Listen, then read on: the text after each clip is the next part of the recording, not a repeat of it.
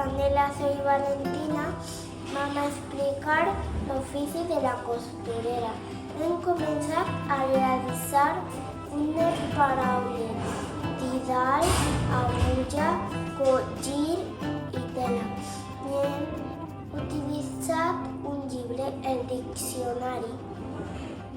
La costurera utilitzava una eina molt senzilla per a fer el seu treball.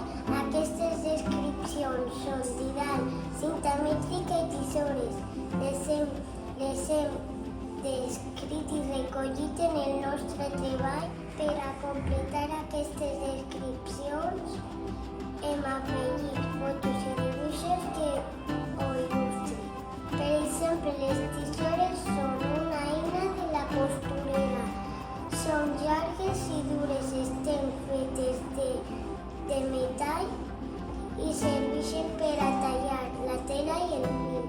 Para completar nuestro trabajo hemos dedicado una poesía de la costurera. La poesía es un texto muy literario y descriu en versos.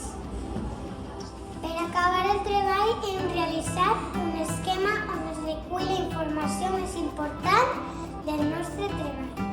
Aquest resum recull les eines que necessitàvem, la vestimenta que portàvem, la matèria prima que necessitàvem i els productes finals que realitzàvem. Esperem que us hagi agradat molt